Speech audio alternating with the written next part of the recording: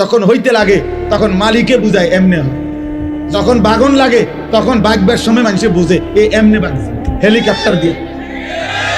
এর আগে 10 মিনিট আগে 5 মিনিট আগে এই বাংলাদেশের কোন সাংবাদিক, কোন বুদ্ধিজীবী, কোন আন্দোলনকারী কেউ আপনার সিদ্ধান্ত বা কোনো ভবিষ্যৎবাণী দিতে পারে নাই যে উনি বাঁচবে কেমন।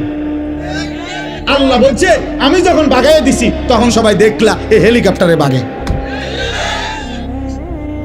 জি জি, 10 মিনিট আগে কেউ বুঝে নাই, 10 মিনিট আগে কেউ বুঝে নাই ফেরাউন কিভাবে ডুববে।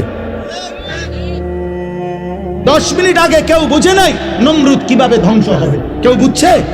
বুঝে না।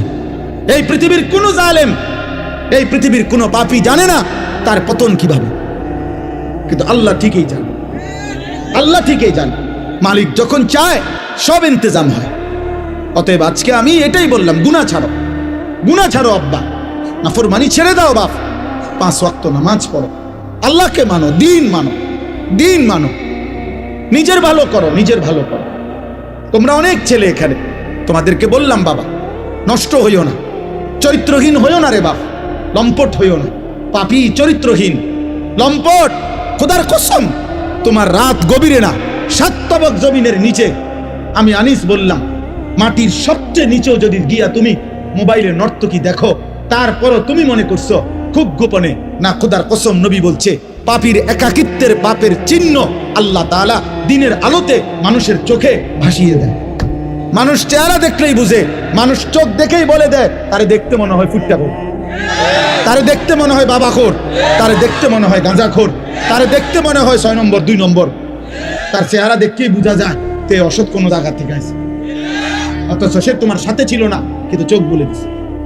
এটা আল্লাহর কুদরত, আল্লাহর কুদরত। মানুষ জুনায়েদ বাগদাদিকে ডাকাইত বলে না, ডাকাইতের জুনায়েদ বাগদাদি বলে না।